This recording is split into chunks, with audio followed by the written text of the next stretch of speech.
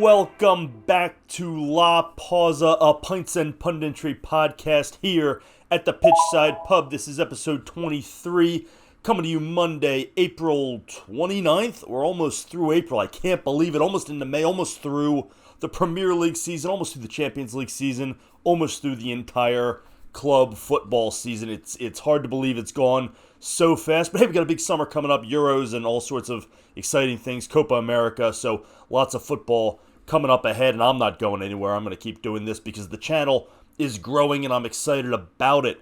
And part of the reason it's growing is what Liverpool has been up to, and that's sort of a bizarre thing for me to say because while I try to cover all clubs and I try to cover anything that happens, I'm naturally going to have a little bit of a Manchester City lean because that's the club I support. But I've done a number of coaching profiles lately, and Liverpool's coaching search has worked out remarkably well for me because their top two candidates happen to have been coaches that I did profile videos on. And if you haven't checked them out yet, go ahead and do so. I did one on Ruben Amorim and Arne, who Liverpool ended up hiring.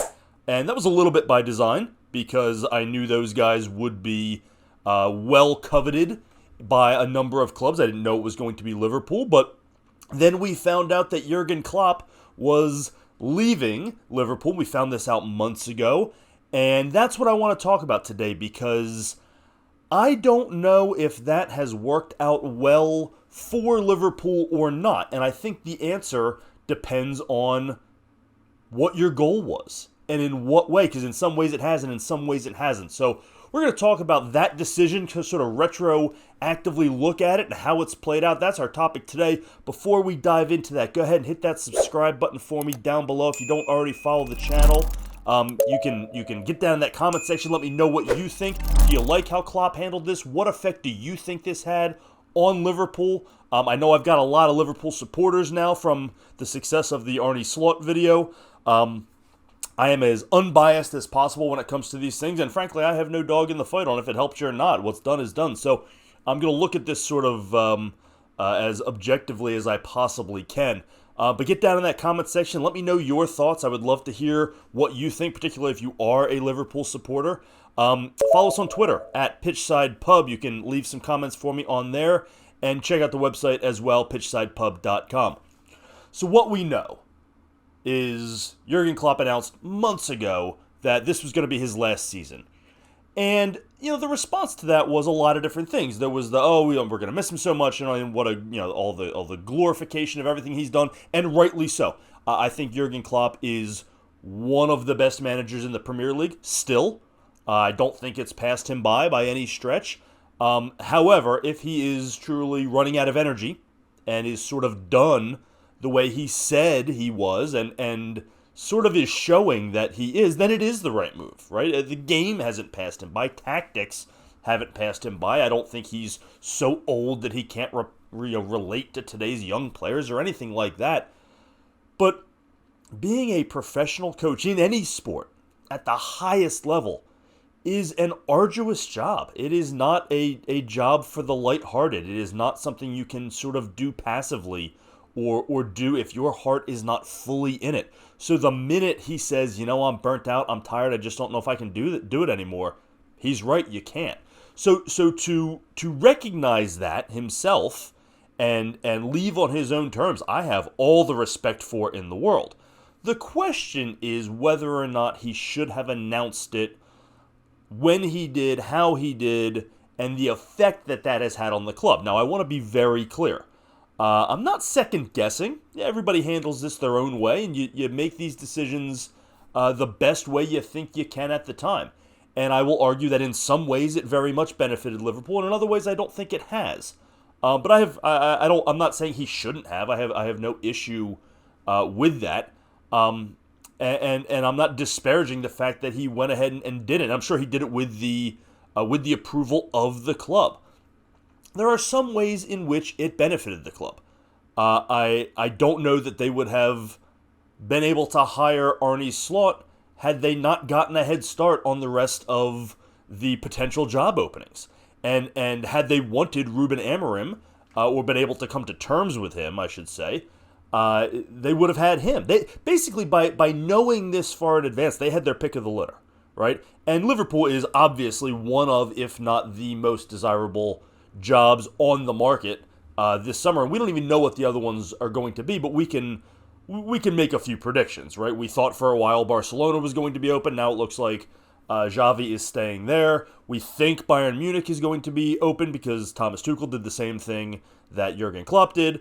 It wouldn't shock anybody if Chelsea or Manchester United fires their respective managers and is on the market as well. But to me, Liverpool is as attractive of a job, if not more attractive, than any of those because of the rebuild that they did last summer and all of the influx of talent that has come in. And they are primed and ready to compete in the Premier League for a number of years. They're well-financed. They have money. So, and you could say the same thing about, Bayern Munich and jobs like that. But I would take, Bayern Munich would be up there. That's a really attractive job. But I would take Liverpool over the Chelsea job right now because Chelsea fires their managers every other week and you're not going to get a long leash. And Manchester United has been such a mess for a decade now that that job is not what it once was. And you can't do that job without getting compared to Sir Alex Ferguson, whose shadow continues to loom over everything they do. So if I'm Ruben Amorim or I'm Arne Slot or I'm pretty much any other manager and I've got my pick and all these different clubs are interested in me, Liverpool is up there with any of them in terms of the job I would want. And they know that. And by knowing the opening is coming, they can have this all sorted out before their season's even done. They know who their manager's going to be. It's going to be Arne Slot. And had they wanted Ruben Amorim or been able to come to terms with him, and it's, iffy on how that broke down, they would have had him instead. So by Jurgen Klopp announcing this ahead of time, it absolutely benefited Liverpool in the long run in terms of finding his replacement. And I don't think you can argue with that too much. That's pretty cut and dried. So, in a few years, if Arne Slot turns out to be the manager they think he is, and I think he's a pretty good manager, I think he got a good one there, you can thank Jurgen Klopp for giving them a 5-month head start or whatever it is on that search. Because without that, if they waited till the end of the season and then Klopp dropped this bomb on everybody at the same time that Chelsea's firing Mauricio Pochettino and Manchester United's firing Erik ten Hag and Bayern Munich's out there in the searching market again, and you'd have to sell yourself. You'd have to probably pay Feyenoord more. You'd have to make a case for Arne Slot. You'd have to do it. It would be tougher. I don't think there's any arguing that it would have been tougher. But right now, they're the biggest job on the market that's actively out there searching, and that was a massive head start. So you can thank Jurgen Klopp for a lasting legacy there, assuming Arne Slot turns out to be a good manager. But what effect did it have on this season? And I want to make it very clear, there is no definitive way to answer this. I am not telling you I'm right. I'm not telling you that this is absolutely happening because of Klopp or anything else. But I've been around high-level athletics enough as a player, as a coach, and then as a scout. And it wasn't in football, but in other sports. And I know how players react, and players react to coaching. And what we saw this past weekend in a very methodical 2-2 draw that was underwhelming, and then the spat with Mo Salah. It's hard to imagine some of that happens if the players hadn't already been through the emotional roller coaster that was Klopp's announcement. And I'm not blaming him. I'm not saying he shouldn't have done it, but there's a human nature here that is inevitable. And there was a hope when the announcement first came out, and I don't think it was unrealistic, that the news would help, propel the players to want to give Klopp the send-off he deserves. And they were in the running for a bunch of trophies at one point, and they could win a couple trophies and give Klopp the send-off he deserves. And, that probably did motivate them for a certain period of time. I would argue that the amount of time they have known makes it impossible for you to stay here, to stay up, to stay motivated, for that to be a motivating tool for that long, right? If he had announced it a month ago when Liverpool was a point off the race, or for that period of time when they were winning, maybe that would have just been the rocket boost they needed to see this through and not have the massive drop-off that was April. Because let's face it, April for Liverpool was not a good month. Not a good month. You have the Atalanta losses, you have the Crystal Palace loss, You have the Everton loss, and now that the Everton loss is pretty much what ended the run. And so you can't be shocked then when after the Everton loss, which was astonishing, but hey, it's a derby and anything can happen. Derby, sorry. But you can't be shocked after that happens that they come out flat and drop more points this weekend. You can't be shocked because, again, human nature. And so they see that they're out of it, but, for all intents and purposes, probably out of it now after the Everton loss. And you've got a manager who's not going to be back. And that's where the Klopp announcement is a factor, right? They were still playing just as hard for him as they ever were, right? I don't think the Atalanta losses and some of the other losses in April were because, our manager's leaving, so he doesn't care anymore, so we're not going to play hard for him. I don't think anything like that happened. I will say, when you have a manager who is not bringing the energy, players feed off of that. And I'm not in training, I'm not an insider, I have no idea what's happening. But if you look at Klopp in these press conferences, the guy looks tired. He looks tired. He said he was tired, right?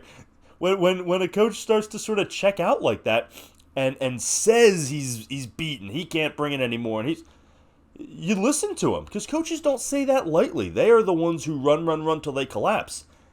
And players feed off of that. And so when he's not bringing that energy every day, the players are going to respond to that. But they're playing for enough, right? They're playing for titles, they're playing for trophies. So these are professionals, and these are professionals who want to win, and they've had money on the line for winning, and they have glory on the line for winning, and sponsorships and endorsements. You win a Champions League, or they were in the Europa League, or you win a Premier League, you get extra money, you get more endorsements, your contract goes up in a lot of places. So they don't need that motivating factor so much. But as soon as that's off the table, that's where a manager really earns his salt to get his team ready to play. And so as soon as they lose to Everton, and the Premier League's pretty much over, and now they're out of the Europa League, and so there's no trophies left to play for, that's where managers really have to be the ones to get everybody motivated. And you've got a manager who not only has openly admitted that he's kicked it, right? He's pooped, he's tired, but he's leaving. So now, instantly, the minute that Everton game ended, he became a lame duck manager. And there's not much he can do at that point. And you saw the spat with Mo Salah, and we have to assume, without much information, we have to assume that was because Salah didn't start. And I'm sure Mo Salah wasn't happy about that, and I don't blame him. But does Salah react like that if Klopp is not leaving? If he knows Klopp is coming back, does he take it that far? I'm sure he would still have not been pleased, and he may have voiced his displeasure. But does it go to the extent it did? Does it become a thing we're talking about? Is it something that the cameras really catch and focus on and becomes the top story on pretty much every talk radio show the next day? And I don't think it does. I don't think it does. I think that's... And it's not like Salah had some fear of Klopp and like, if I do this, I'm not going to play next year. No, he's freaking Mo Salah. Of course he's going to play. But is he checked out? Does he have one foot out the door? Is he thinking about a big paycheck in Saudi Arabia? Or anything else? Who knows? But when you know your manager's leaving, when he's a lame duck and he's not going to be there, and now you're not playing for anything, the attitudes drop. And I'm not attacking Mo Salah on this. This could have been anybody. But he's a long-standing player who has the weight to be able to do this and get away with it. Right? If another player had done this, Klopp might have said, forget it, you're not going in. But it's Mo Salah. But it's an ugly situation, and I do think it's the sort of thing that comes from knowing your manager's leaving and knowing you're not playing for anything, and now you're just sort of lame ducking the season on the way out. And they're not even really at risk to lose a top 4 spot. And so these last couple games really mean nothing. Sorry, Liverpool fans, they don't mean much. If you can't win a trophy and you can't get relegated, obviously, you can't lose your top 4 spot. You probably could mathematically, but you're probably not going to. The motivation is tough. And now you got a manager who's on the way out the door, and he's tired, and it's gonna be a down couple games, unfortunately, unless the players really step up and do it themselves. And that's where you can see leadership. You'll see what kind of leadership you have in that dressing room. And if somebody says, hey, let's have a little pride here and play for ourselves, and I hope they do, because there's nothing worse than any team playing like they don't want to be there. Right? That's not good for anybody watching, any neutrals, anybody. That's what we get here in the States when there is no promotion or relegation. What's the the line from Ted Lasso, or you just play out the season, lifelessly in empty stadiums, or I'm paraphrasing, but it's dumb, right? So it's hopefully there's some leadership there that can step up and say, hey, let's finish this season off with some pride. But I don't think you see a spat like that with Salah and Klopp if Klopp's sticking around. And I think that is the culmination of knowing your manager is leaving for 5 months and trying to use that as a motivating tool, and effectively in some ways. But there's a shelf life of that. It's like when you're running a marathon and you get a burst of adrenaline, and that'll push you for another mile, but you've got 3 miles left. Not that I know anything about running marathons, but you understand, in a race, in anything you're doing, hard physical labor, you get a boost of adrenaline, you're running on the treadmill, whatever, and it pushes you for a little while, but it can't quite get you to the finish line. And I feel like that's what happened here. Did this announcement, did knowing this cost Liverpool a Premier League title? I would say no. I don't think knowing that Jurgen Klopp was leaving cost Liverpool a Premier League title, mainly because I don't think they quite had the team to get one in the first place. Of the 3 that are in the running for this title and have been up until a couple weeks ago, I think Liverpool is the 3rd best of the 3. And I don't say that lightly and as a knock. They are a fantastic team. But you got to remember where this team was last year and how many new players they brought in and how hard that is to gel. And that is a testament to Jurgen Klopp. The fact that he had this team where they are with all these new guys. Look how hard it is at Chelsea. You can see how hard it is to bring in new young players. And they've done it. And he has them in a good spot. But was that really going to be sustainable? Were all the comeback wins, the winning from losing positions, as they have the stat, which is admirable, but it's not really indicative of something that's sustainable and of a good team. And they are a good team, but of a Premier League winning team, I should say. Can you win a Premier League when you have a striker like Darwin Nunez who misses so many makeable shots, right? And to his credit, creates a ton of opportunities. Darwin Nunez, very, very good player.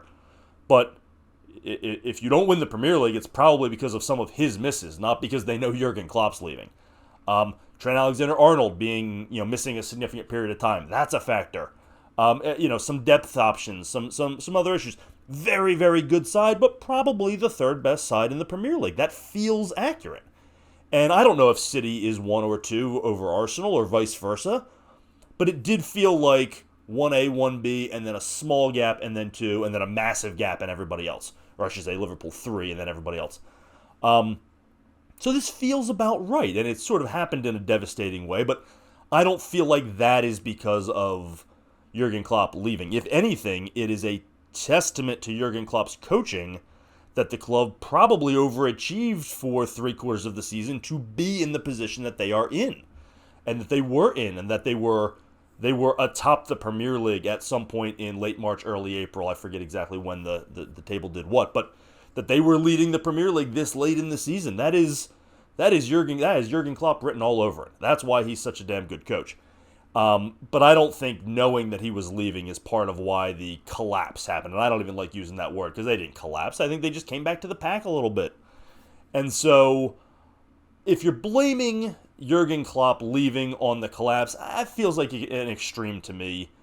If you are blaming it on what happened for this weekend with him and Salah, I do think that played a role in it. But I also think it's going to help you guys move on. And I say you guys like I'm talking right to Liverpool fans. Maybe I am. Maybe you need to hear this. I don't know. But I think it's going to help you. It's going to help the club move on. And you got a good manager, and the players are ready for a new voice. And we'll see if Mo Salah's on that team next year. But I don't think that sort of blow up happens if Klopp isn't leaving, and if this had not been announced yet or was coming out now. So who knows? It's impossible to define. It's impossible to quantify, which always bugs me. I like to quantify things whenever possible. But some of this is just the human nature and the human element of players in a dressing room responding to a coach and how that coach responds to them. And you've got a lot of guys who've been there a long time and love and respect Jurgen Klopp, Mohamed Salah included. And I'm sure he's not thrilled with how he reacted, but also the fact that he was in that position in the first place. And you've got a tired coach who has one foot out the door and has admitted that he just doesn't have it anymore. And the fact that he has gotten this team to where they are while running on fumes himself is impressive. And you've been lucky to have Jurgen Klopp for a decade. And I think you're in good hands moving on. And I think Jurgen Klopp helped you get there by announcing this that far in advance. So maybe it hurt a little bit down the stretch, but I don't think it was a title you were going to win anyway. And I think it helped you move on, but it may have caused a little embarrassment along the way. And that's a small price to pay for a smooth transition into the Arne Slot era. That's my personal opinion. I would love to get your comments down below. Get in that comment section. Liverpool fans, Arne Slot fans, Mo Salah fans, I don't care who you are. Get down in that comment section. Let me know what you think. You can also leave comments on Twitter at PitchsidePub. While you're doing all that, make sure you hit that subscribe button for me down below. Really does help the channel. We're growing quickly. I'm excited about it, and I'm excited to keep making content. So, hit that subscribe button for me. Turn the notifications on so you see when we make a video. And if you haven't already, check out the website, pitchsidepub.com. That's it for another episode of La Pausa, a Pints and Punditry podcast here at the Pitchside Pub.